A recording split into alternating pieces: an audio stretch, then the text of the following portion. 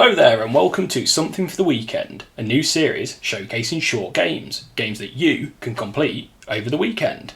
Time is precious and when you get older you have a lot less of it. That means we don't have the luxury of spending 500 hours on a single game. But that's where this series comes in. It's here to show games that can be completed in a lot less time, just a handful of hours over a few sessions. But there's no sense just being short, they've got to be good as well. Well, good news, because these are good, objectively so, based on the opinion of myself and other members of NGB. So if you're looking for some games on a time budget, this is the series for you.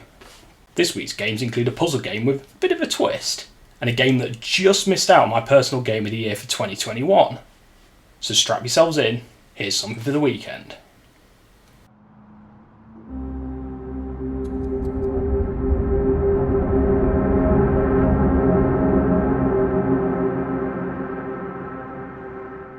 Gorogoa slid onto the scene way back in 2017 on PC, the Switch and iOS, with Xbox One and PS4 releases shortly following, and, more recently, a release on Game Pass. But what is it? Gorogoa is an interactive graphic novel style puzzle game with beautifully illustrated papercraft style backgrounds which lend to the game's twist, a 4-panel split screen. Each panel within the 2x2 grid can be manipulated in some way to solve puzzles and help progress the story. Layers can be peeled from a panel and placed into an empty space. These panels can then be rearranged to create a bigger picture, or to create a path for your character. You can also place panels on top of one another to create combined pictures, or again, let the character travel along a path, albeit through different planes. It's a truly unique concept and one that offers up a nice change of pace to solving puzzles than, say, a more traditional 2D puzzle game. It's also not too tricky. It rides a happy line of being just taxing enough without causing you to punt a controller at a wall and go off in a sulk. This approachable puzzling accompanies an admittedly abstract but enjoyable story, and it does so perfectly. And while the story is abstract, it deals with some pretty heavy subjects. But it does so with tact, tiptoeing nicely between whimsy and melancholy.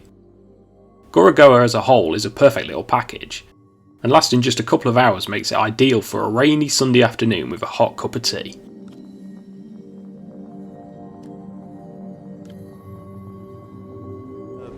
Salve, friend. I'm Galerius. Mind telling me who you are and what you were doing in the Shrine of Proserpina?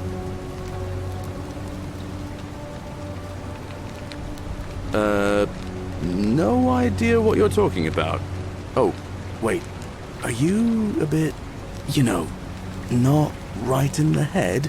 The Forgotten City appeared on PC and PlayStation and Xbox consoles in 2021, with Switch support via the cloud released shortly after. But if we're being pedantic, it kind of technically released way back in 2015 as a mod for Skyrim. This is a standalone remake of that mod. The Forgotten City is a game best played with as little knowledge as possible, so I'm going to try sell you this by not telling you much about it. Why do I do this to myself?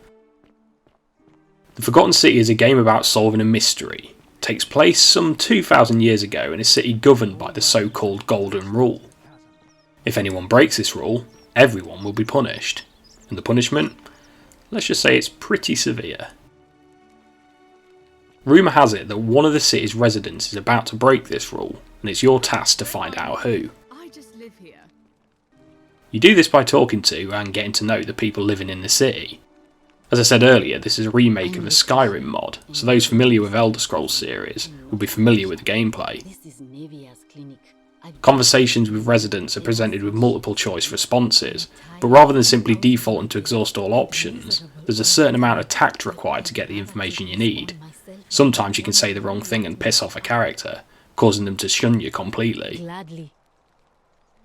There are other gameplay elements outside these conversations, including puzzles and action pieces, but it is primarily a story-driven game.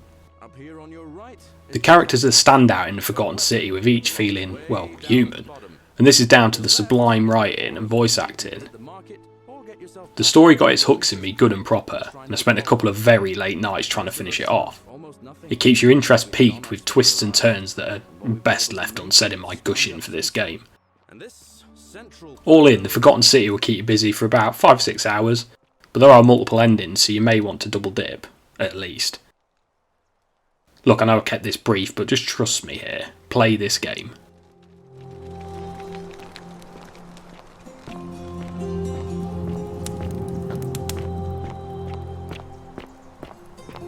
Thank you for watching. We've got a few of these lined up, so be sure to subscribe and then like it and share it, all that other gubbins that we bang on about at the end of every video.